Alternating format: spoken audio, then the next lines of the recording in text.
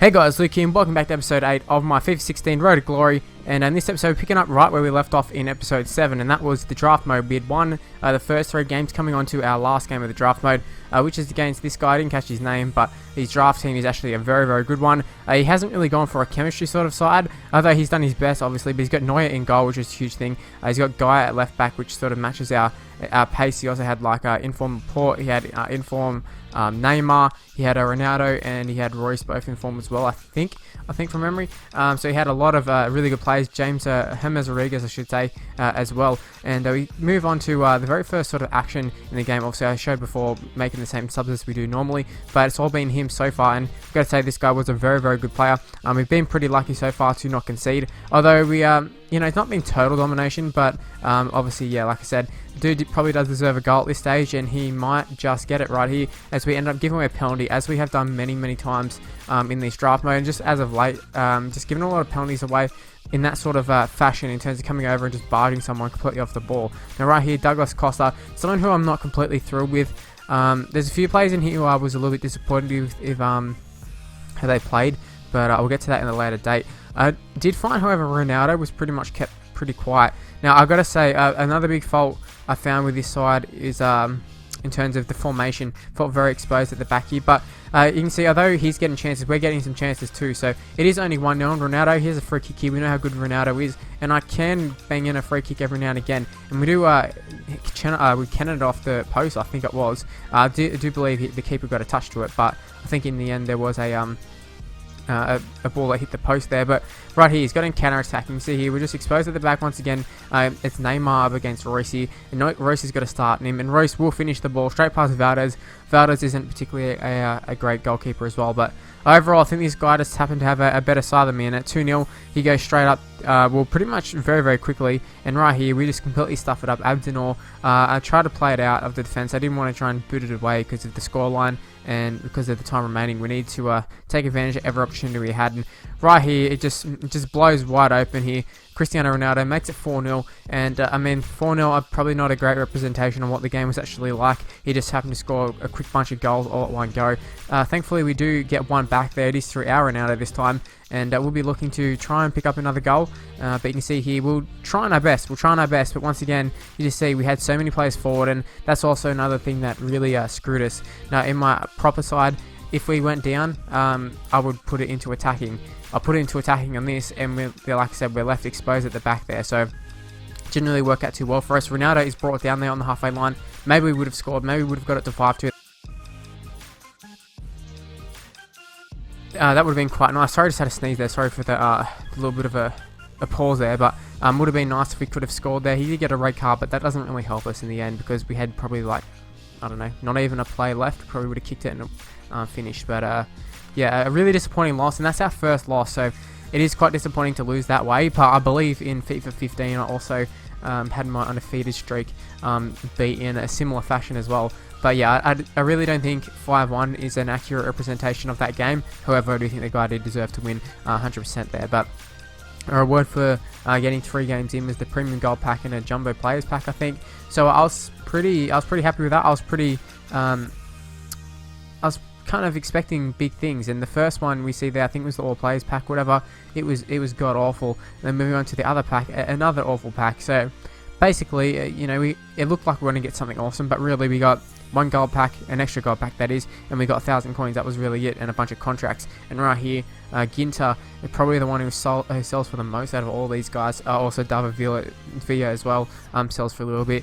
But with the money that we did receive from the games and from selling some of these players and that, we did go and buy Conor can't even pronounce his name. Conor Planka, we'll just say that. And you also might see there, Raheem Sterling is gone. 21,000 what we sold him for. Now I'm not sure, this was during the time where players seem to have just went down drastically because of the Black Friday and stuff. This is when it was recorded, just before the Black Friday packs and all that sort of stuff. But I don't think he's gone up or gone down anymore. So I think we did okay selling Raheem Sterling there, and it was a nice player we got from a pack. And the second player we did pick up this episode is Abdenor.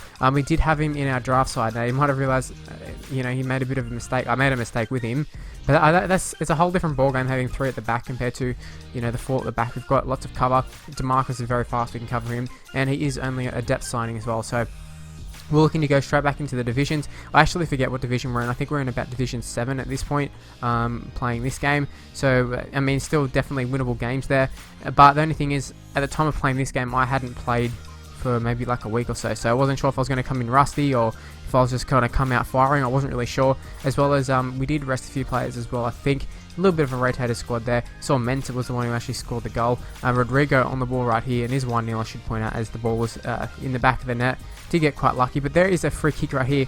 I think it was Bernard who gave away the free kick, but we took a quick one. See Rodrigo, we had a few options. We could have went back to Mensah, who was calling for the ball, but we decided to take a shot ourselves, just because it's been a few times where we've actually scored a goal like that. So I thought we were probably going to score, just like I thought we were going to score right there. We pushed the ball in front of us, probably something we didn't need to do, but we got away with it, and Rodrigo cannons it off the crossbar. So it just seems to be a theme that we're just going to keep hitting the crossbar, and that's another good save by his keeper. And I started thinking, man, it just feels like one of those games where, you know, I'm going to have all the possession, I'm going to have all the shots, everything's going to be all me, except for, you know, one counter-attack, which he's going to hit us on and score a goal and, you know, get a draw, or even, you know, maybe get 2 counter-attacks, who knows. But right here, we're looking to just kill off the game there, and we do eventually. Perez had his initial shot saved, but Rafinha came up with the follow-up, so pretty lucky we got that goal. It just was that extra bit of security, that security blanket that we needed.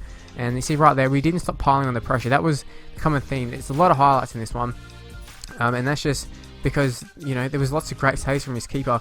And, you know, it's another chance right here for Dal, again off the crossbar. So that's 2 in the same game. So it could have easily been 4-0 had, you know, shots been a little bit different, just a little bit. But we're looking for a third goal here. Rodrigo should really, you know, come up with a pretty good chance here. Umtiti is very, very tired. We do go for the Berber spin there, and Mensah ended up on the receiving end of a nice little pass there. I couldn't believe it got through. It was a little bit of a shock it got through. That's probably why I didn't finish it as well as what we probably should have. But 2-0, we'll take that win. I wouldn't say we got away with it because it was total domination, but it's one of those ones where I felt like we could have been susceptible to, you know, to receiving a, you know, a pretty shitty sort of goal, or being on the receiving end, I should say. And another 1,500 coins for us, which is quite nice. Still got those coin boosts, and like I said in previous episodes, if it shows I don't have a coin boost, like as if I'm only getting 500 coins or whatever, that's just because I haven't realised that it's run out. While ever I can, I'll definitely be using those coin boosts, so don't worry about that. I've got plenty of those EA points, whatever they're called, to use them, so we're using them all the time. And moving on to the last game of the episode, and let's take a look at this guy's side. It is an all-Argentinian, well, it's not an all-Argentinian side, but all-Argentinian front line, followed by Syria back line. So it actually is a really impressive side, and I was a little bit worried. It looked like this guy knew what he was doing. When you see sides like this that are a bit of a hybrid, you realise, oh shit, you're in for a game, because these guys, you know, they seem to know what they're doing. He got off to nearly a perfect start there. Tevez on the receiving end of a through pass. He did finish it quite calmly as well. The only problem was he was offside. I didn't actually realise he was offside at that time. I thought he was on. I was thinking, shit, he's just scored.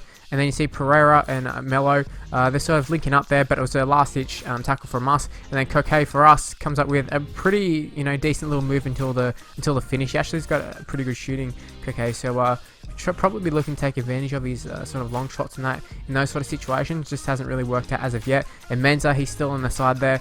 I think we're resting at Rafinha this game. Obviously, it was Koke last time, so Rafinha having a bit of a break. And this was pretty much our rotation squad, so we were quite lucky to get the goal here with Mensah. And if you didn't notice, it was lagging didn't lag quite a bit, but it started to lag a little bit right then as we were scoring. It just started lagging, you know, every now and again from that point on. And I think I wouldn't say it got progressively worse, but it didn't get any better from that. Just those little annoying little lags, which is, you know, like I said, very, very annoying. Right here, we had a shot that was saved by Buffon, and I gotta say, Buffon was really, really good this game.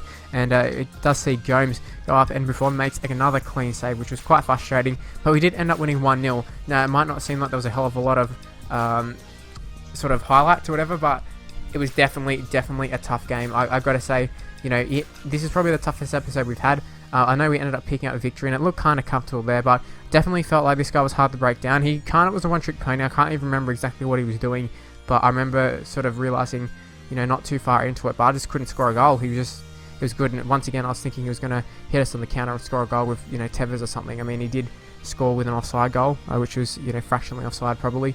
So yeah, we did get quite lucky with that. It is disappointing that we ended up having our undefeated streak broken, but in the end, we've got a lot of coins now, so let us know what I should do with these coins. I'm thinking of picking up lots of new players for the BBVA, as well as investing in our, you know, our end team. That's, you know, the end goal team, which I'm thinking should be a inform BBVA side. I'm not sure exactly who would be in that inform side, but that's what I want to go for, a full inform side. So yeah, thanks for watching, guys. If you did enjoy it, please leave a like, subscribe to my channel, follow me on Twitter at MrLuke, face the page in the description below, and I'll see you for the next video. Bye, guys.